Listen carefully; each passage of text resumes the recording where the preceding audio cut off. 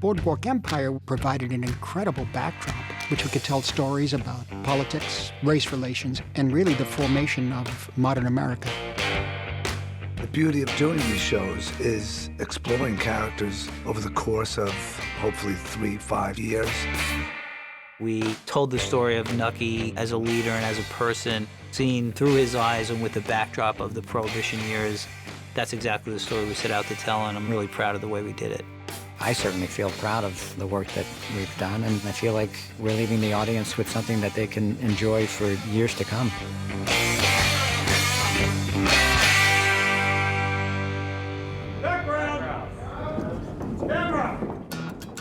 Somewhere back in 2007, I had been given the book Boardwalk Empire by an executive at HBO who told me Martin Scorsese was attached to this project. It was this history book, basically. It was the history of Atlantic City. The eureka moment for me came when I read the chapter about Nucky Johnson, who we, of course, fictionalized as Nucky Thompson. This guy was a TV series waiting to happen. In less than 2 hours, liquor will be declared illegal by decree of the distinguished gentlemen of our nation's Congress. To those beautiful, ignorant bastards. The period we chose to focus on was the Prohibition years, 1919 to early 30s, and they were incredibly tumultuous time in the United States. In terms of the casting process, first and foremost, we needed our Nucky. We wanted to know who the guy was that we were going to be building this series around. I got a call from Terry Winter, and he told me that I had the part. I said, we'd like to cast you in this role. I said, I know you're still considering other actors, but I just really appreciate you thinking of me. He almost talked himself out of it. But I said, no, this is the call. We want you to do it. And he said, no, Steve, where I'm offering you the part. What do you want, Mickey? Come on, Nuck. I come to you hat in hand. When I auditioned, I did the thing that I kind of do as Mickey Doyle with the voice and the laugh. As I was leaving, Ellen Lewis, the casting director, said, can you come back in and do it again? And this time, they want you to try it and just don't do any of that you just did. So I did it, and it was awful. Just terrible, or at least I thought it was awful. As I approached my first day with Mr. Scorsese, I wasn't totally sure which character had gotten the part, and no one told me. My pal Maya. Mickey Doyle, how do you do? I had an audition for an 18-year-old, tough, Jewish kid from the Lower East Side of Manhattan. And I thought, I'm 30, I'm from London, and how am I going to pull this off? Mr. Thompson. Torio's man. I was at home when the phone went, and it was Marty. He just went to me, hello, kid, how you doing? I was like, yeah, I'm okay. He's like, look, I got this thing, Boardwalk Empire, da, da. And I was like, oh, okay. And he went, I'd love you to play Al Capone. I went, yeah, sure, okay. I went in, I read, they said, we'd like you to meet Marty. This is all the same day. Spent about an hour and a half talking about growing up Italian in New York. At which point I said, Marty, do you want me to read for you? And he said, yeah, read. I read for him, he said, go to wardrobe. First, I auditioned for one of the boat captains, and then I heard that they were thinking about me for the brother, and so it got kicked up a notch. You know, the peculiar thing is that at the same time the feds are raiding Mickey, this shit's happening 3 miles away. Ain't that a coincidence? So do you want to say it, or should I?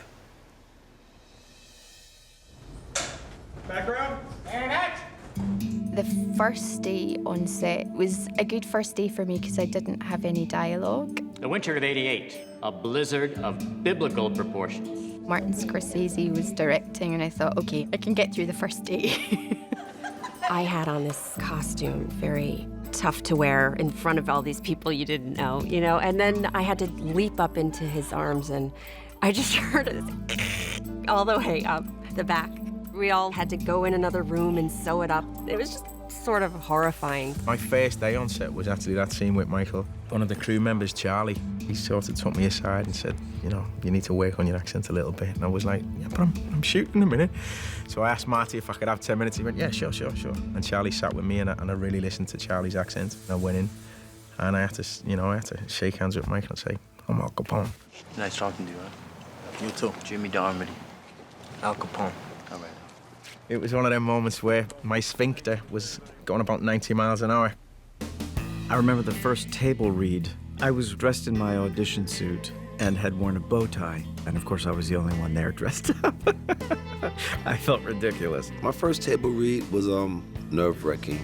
The main thing that stood out to me was that I was the only black in the room. I was just like, wow. I had never been the only black in anything before. My first day on set was like a 14-hour day, and they were like, okay, it's time to go. And I remember Mr. Scorsese was like, we're done? We're done? Like, that's it? That's all we got? I feel like I'm back in the 70s. I found out what it was to work with Marty. It's like 2 in the morning, he comes in, he goes, great, perfect, really good, perfect. Let's do a few more. Fine town, Chicago. Yeah, well, it ain't New York, that's for sure. New York ain't New York now with Prohibition. It will be if I have something to say about it. Which sounds to me like it brings us to the business portion of our meeting. In light of recent developments, I thought it might be a mutual benefit for you boys to meet. I don't recall having had a more satisfying experience with the words that I've been offered to act with. I like this room. One looks down in secret and sees many things. You know what I saw? No. A servant pretending to be a king. It's just been deeply satisfying every episode. Terry Winter, of course, leading the charge, Howard Corder as well. I had been a fan of Howard Corder's for a long time before I actually met him. I had met with Terry and Tim when they were starting to put things together and looking for writers. He read the pilot, I offered him the job, and he said no. And I called him, I said, well, that's not the right answer. That's not how this is supposed to go. It's supposed to be yes, of course. I'd worked on a TV series decades earlier.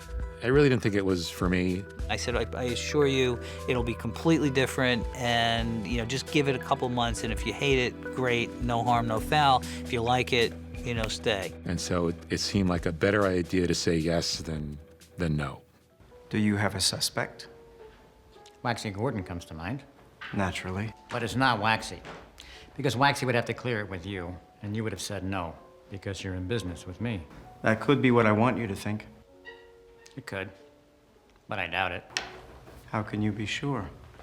Because if you were trying to be obvious, you'd never be that obvious.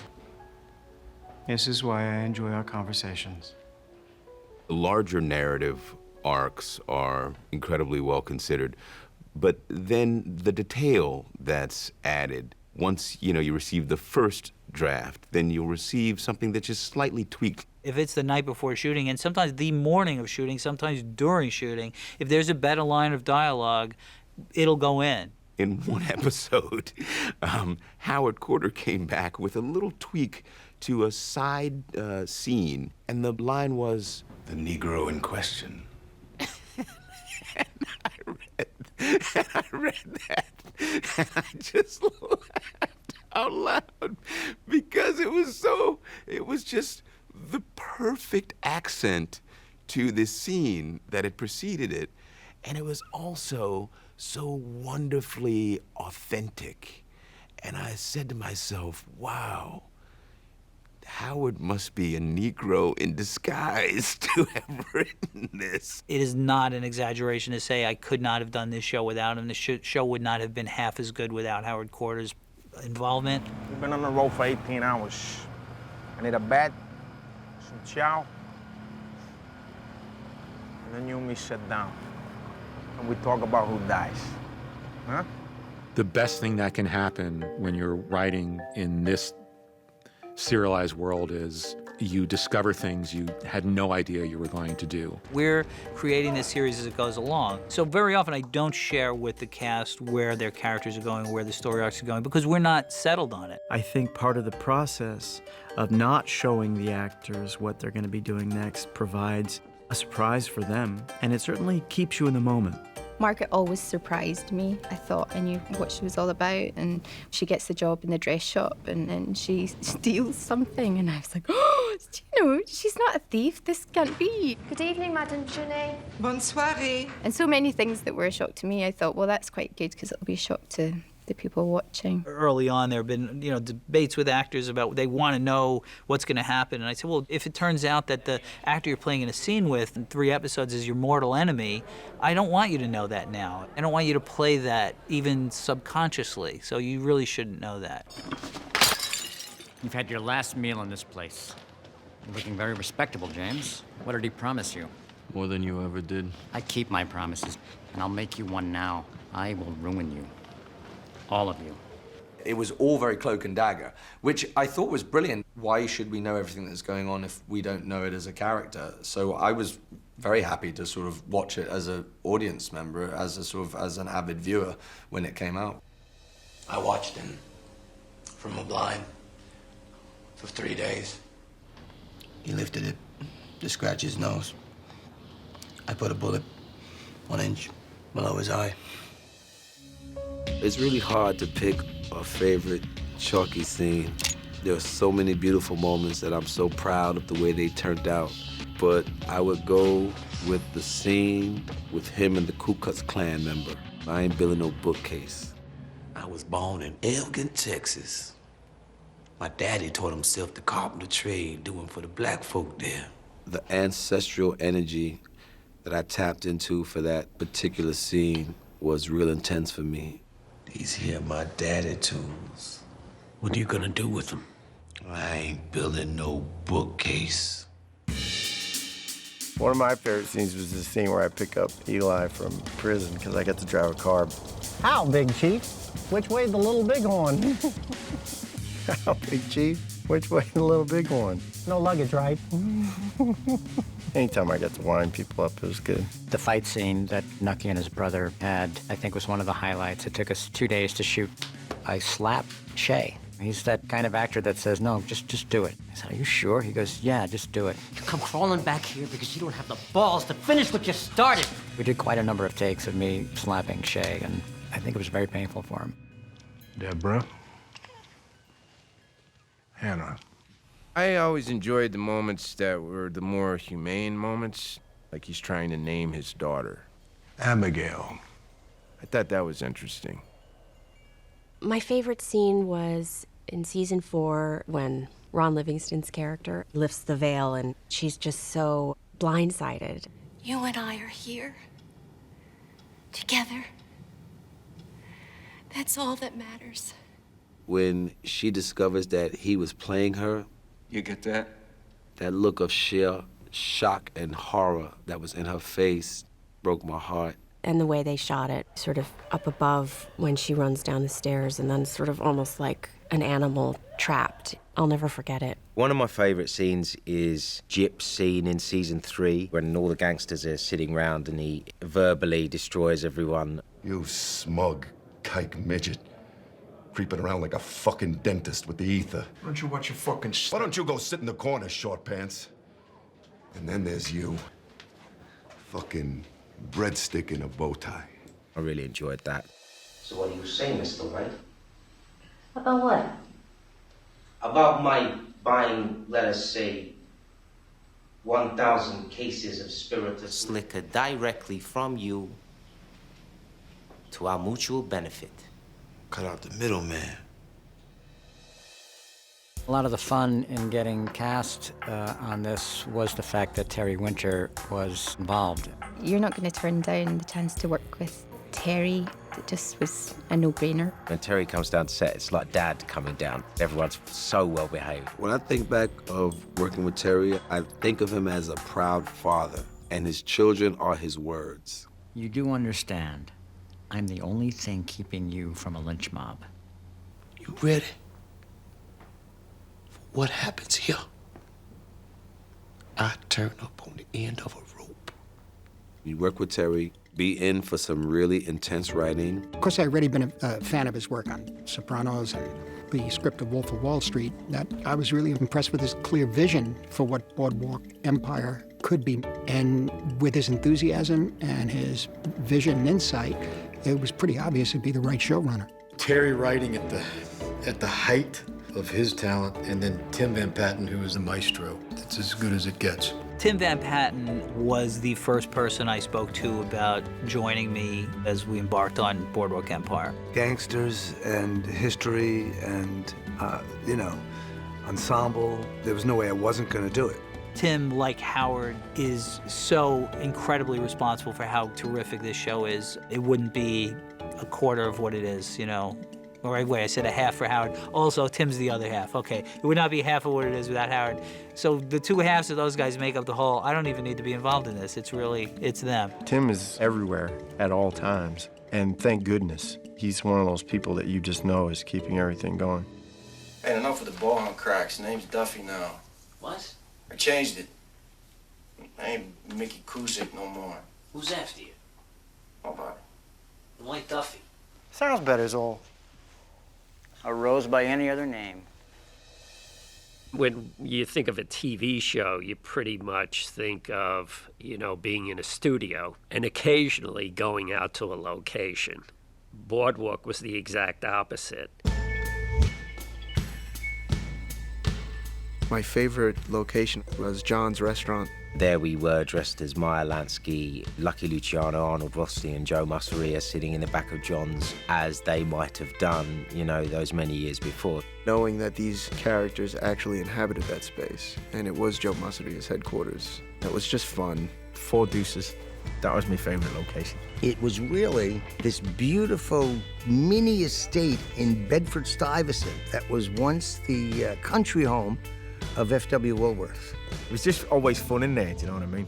Not the fact that there was scantily clad women everywhere, but it was just a fun set. It was a really fun set. I really liked being in Babette's. I thought that was fun when there was entertainment. It was hard to concentrate on what you were meant to be doing. It's a very distracting show to work on.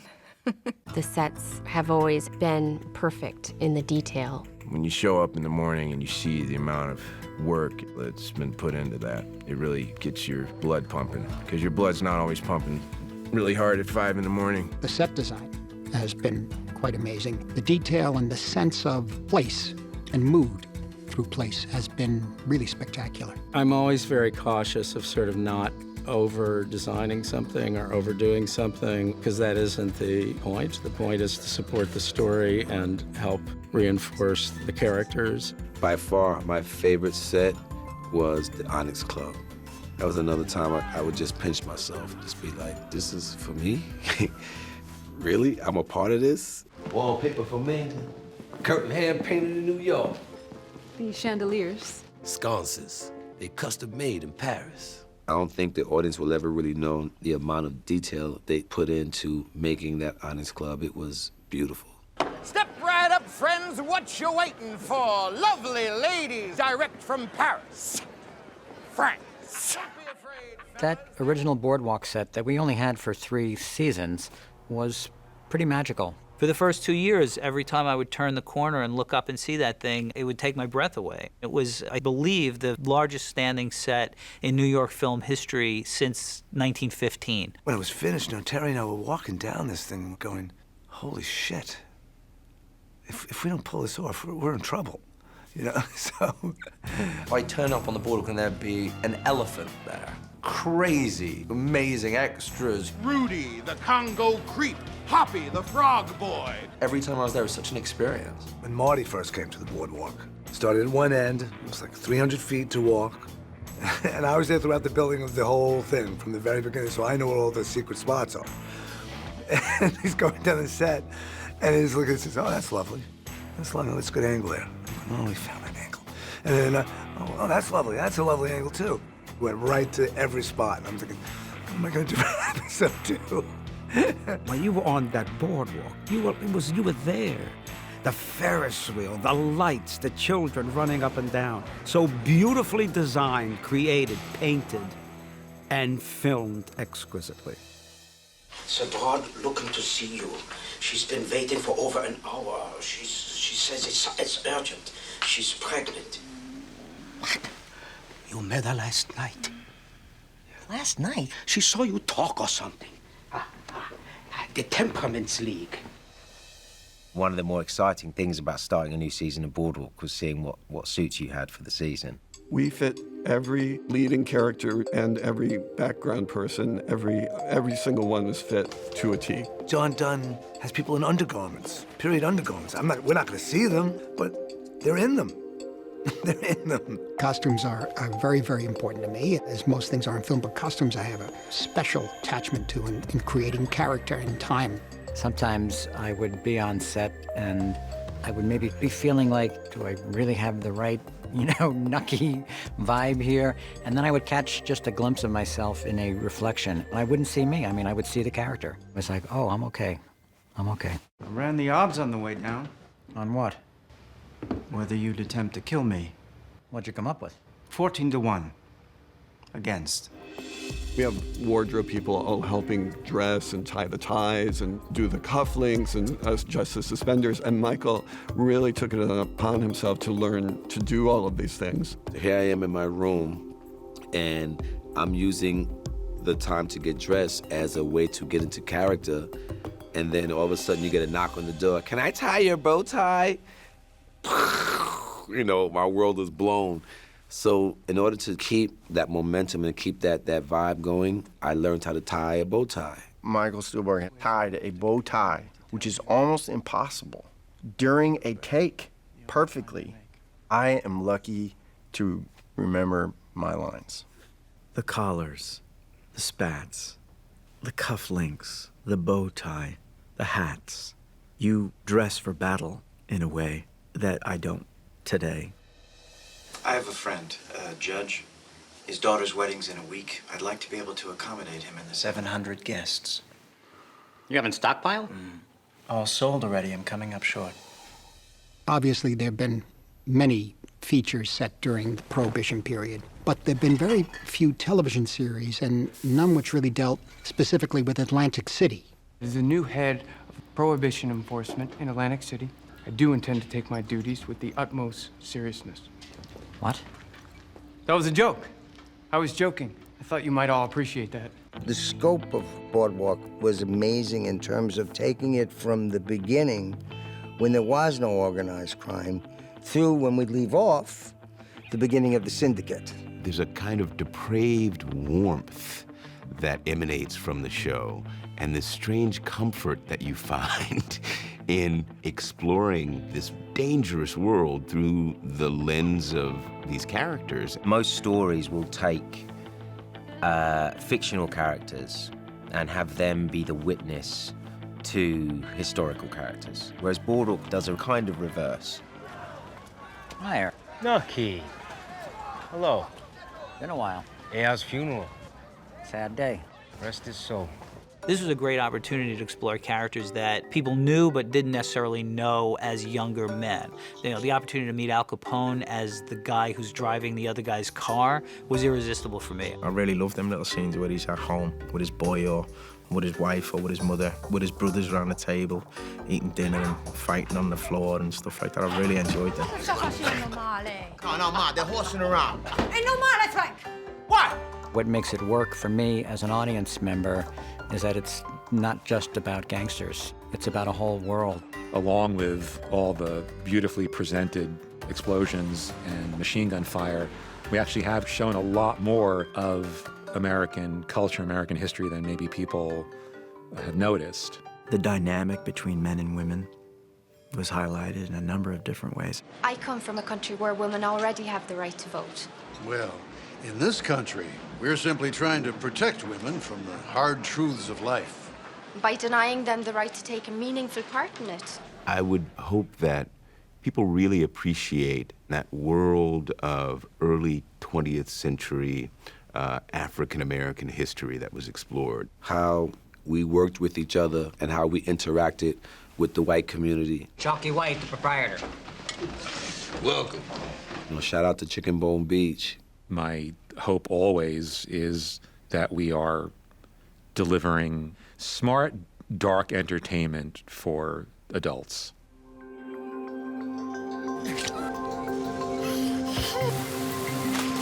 Thou hast fulfilled the judgment of the wicked! Part of doing a gangster show, sadly, is that characters die. And when characters die, the boss has to call the actor portraying that character to tell them that they're written off the show. I was lying in bed next to my girlfriend at 1 in the morning, and I got the sides, and I turned to her and I was like, yeah, I die.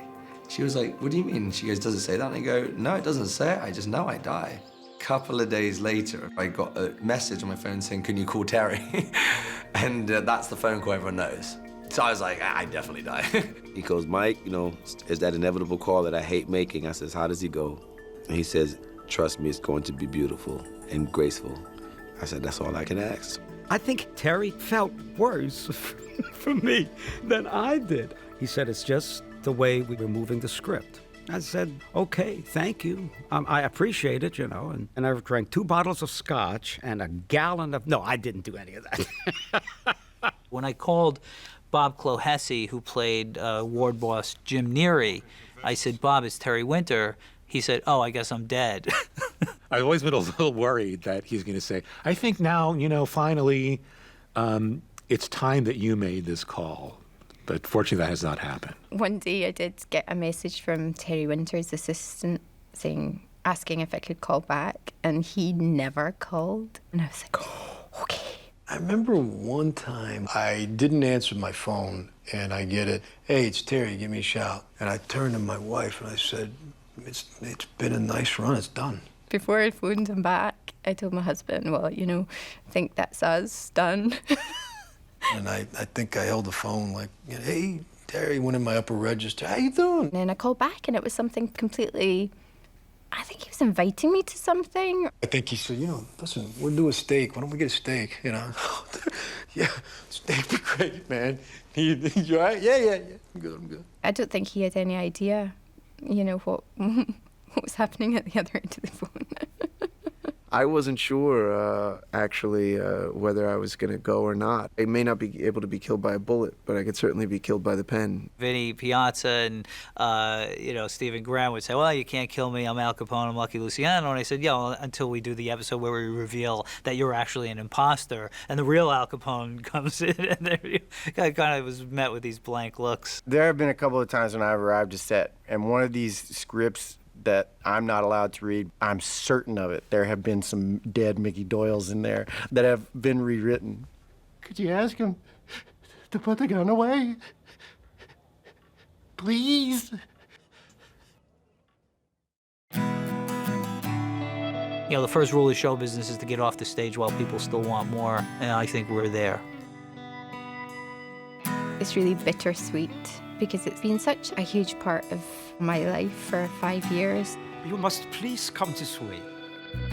You just feel it in the air on set that it's, you know, very intense and very emotional. I am really sad about it, but I'm incredibly grateful that I got to experience this in the trajectory of my own career. I'm gonna miss it. It's been such a great ride. All good things, you know? You look up in 5 years of your life, the end of an era. It's part of your life, and it's been good. It could be worse. The ability to tell the story over 56 hours gave us the incredible luxury of being able to explore our characters, their relationships to one another, obviously, and as a storyteller, this is as good as it gets.